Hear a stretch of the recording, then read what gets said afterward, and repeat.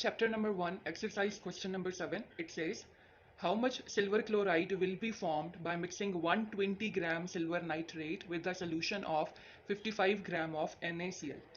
अब इक्वेशन हमारे पास गिवन है in which AgNO3 and NaCl are combining to produce AgCl and NaNO3. अब requirement क्या है? देखिए क्या लिखा हुआ है, how much means grams of silver chloride. आपने क्या फाइंड आउट करना है? You have to find out the grams और मास ऑफ सिल्वर क्लोराइड. और आपके पास गिवन क्या है? You are given the mass of AgNO3 and the mass of NaCl. So whenever we are given the mass of any quantity, और अगर आपने find out करना हो mass of desired quantity, so we devise a theme of study for it. अब इस question को हम solve कैसे करेंगे? देखिए हमें mass गिवन है गिवन क्वांटिटी का, we are going to convert it into moles of the given quantity. Moles में कन्वर्ट करने के बाद जो मोल्स होंगे गिवन क्वांटिटी के, हम उनको कन्वर्ट डिजायर्ड क्वांटिटी.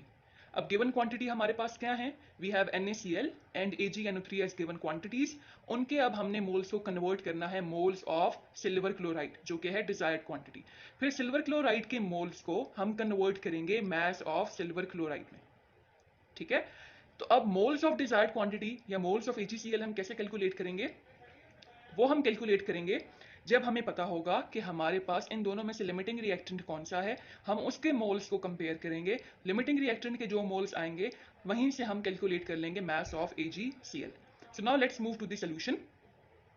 देखिए गिवन क्या था हमारे पास? मास of AgNO3 120 grams.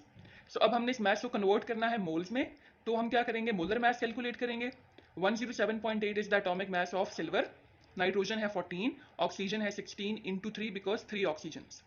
Molar mass आ गया. अब मोलर मास को हमने क्या करना है? पुट करना है फॉर्मूला में नंबर ऑफ मोल्स में. Number of moles of AgNO3 equals mass by molar mass. Mass 120 bye molar mass 169.8. You will get 0.71 moles. अब आपने मोल्स कैलकुलेट कर लिए फॉर दी AgNO3. अब हमने मोल्स कैलकुलेट करने हैं NaCl के. तो देखिए NaCl के मोल्स कैलकुलेट करने के लिए मास हमें कितना गिवन था? मास क्वेश्चन में गिवन है it is 52 grams. Molar mass कितना है NaCl का? Sodium is 23 and chlorine is 35.5. So molar mass calculate कर लिया आपने 58.5. Now you are going to put it in the formula number of moles. ठीक है, मोल्स कैलकुलेट करने के लिए क्या फॉर्मूला होता है? Mass divided by molar mass. Mass कितना है जो कि स्टेटमेंट में गिवन है? 52 ग्राम. मोलर मास कितना है? 58.5 ग्राम. सो नंबर ऑफ मोल्स कितने आ गए आपके पास? 0.89 मोल्स. अब आपने दोनों मोल्स कैलकुलेट कर लिए हैं NaCl के भी और AgNO3 के भी. ठीक है, सो अब हमारा जो फर्स्ट स्टेप था, देखिए यहाँ पे मास को हमने कन्वर्ट कर दिया है मोल्स में. अब सेकंड स्टेप क्या है कि जो गिवन क्वांटिटी के मोल्स हैं अब हमने उनको कन्वर्ट करना है moles of desired quantity.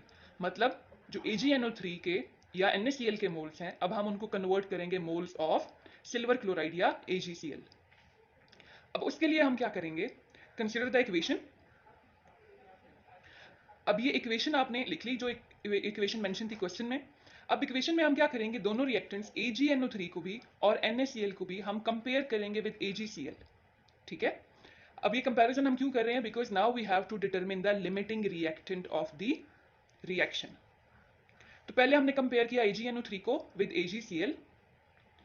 AgNO3 के देखिए 1 मोल थे, AgCl के भी कितने मोल्स हैं इक्वेशन में? 1 मोल्स हैं. अब इसके बाद हमने क्या कैलकुलेट करना है? जो भी आपकी डिजायर्ड क्वांटिटी होती है उसको हम हमेशा लिखते हैं राइट साइड पे. ठीक है, और गिवन क्वांटिटी होती है उसको हमेशा लिखते हैं लेफ्ट साइड पे. अब हमें कैलकुलेट करने हैं मोल्स ऑफ AgCl जो कि मोल्स हैं डिजायर्ड क्वांटिटी के. अब उसके लिए हम क्या करेंगे? उसके लिए हम एक फार्मूला अप्लाई करेंगे that whenever we have to find out the desired quantity find out करने के लिए we multiply the given quantity into the conversion factor. Given quantity क्या है? Given quantity is the moles of AgNO3 0.71 moles. ये वो moles थे जो कि हमें गिवन है. We are going to put this moles over here 0.71 moles. ये पुट करने के बाद आपने इसको मल्टीप्लाई किससे करना है? कन्वर्जन फैक्टर से. कन्वर्जन फैक्टर क्या है? It is the coefficient of desired quantity. ठीक है, ये कोफिशिएंट कहां से आएगा? इक्वेशन से. इक्वेशन देखिए, डिजायर्ड क्वांटिटी क्या है? AgCl का कोफिशिएंट क्या है? 1. यहां देखिए 1 divided by coefficient of given quantity. Given quantity is AgNO3 का कोफिशिएंट देखिए क्या है इक्वेशन में? 1. So 0.71 into 1 by 1 comes out to be 0.71 moles. अब हमने एक मोल्स कैलकुलेट कर लिए हैं AgCl के. अब हमने कैलकुलेट करने हैं AgCl के moles by comparing it with the NaCl. ठीक है, NaCl और AgCl का अब कंपैरिजन करना है नंबर ऑफ मोल्स का। तो अब देखिए रिक्वायर्ड क्वांटिटी या डिजायर्ड क्वांटिटी को हमने कहाँ लिखा है, राइट साइड पे, गिवन क्वांटिटी को हमने लिखा है लेफ्ट साइड पे, इनको हमने कंपेयर किया नंबर ऑफ मोल्स को। सो फाइंड आउट हमने क्या करना है, मोल्स ऑफ AgCl। दोबारा हम वही फॉर्मूला अप्लाई करेंगे, given quantity into conversion factor. तो गिवन क्वांटिटी क्या है, 0.89 moles, these are the given quantity, ये हमने पुट करने हैं इनटू कन्वर्जन फैक्टर क्या है, it is the coefficient of desired quantity bye coefficient of given quantity. Desired quantity is AgCl, इसका कोफिशिएंट क्या है देखिए इक्वेशन में 1, bye coefficient of given quantity NaCl का कोफिशिएंट क्या है 1। सो ये पुट करने के बाद आपने आंसर निकाल लेना है, it comes out to be 0.89 moles. अब इन दोनों मोल्स को कंपेयर करें AgNO3 के भी और NaCl के भी, तो आपको पता चलेगा that 0.71 moles are less in number, therefore we can say that AgNO3 is our limiting reactant. ठीक है, AgNO3 के मोल्स से जो AgCl के मोल्स आए हैं वो ठीक हैं, दीज आर दी 0.71 मोल्स। सो आपने लिख दिया AgNO3 इज लिमिटिंग रिएक्टेंट। अब हमने स्टेप 2 कंप्लीट कर लिया है, अब हमने कैलकुलेट कर लिए हैं moles of desired quantity. Third step में हमने क्या करना है, डिजायर्ड क्वांटिटी के मोल्स को कन्वर्ट करना है मास ऑफ डिजायर्ड क्वांटिटी। अब हमने AgCl के मोल से कैलकुलेट करना है मास ऑफ AgCl।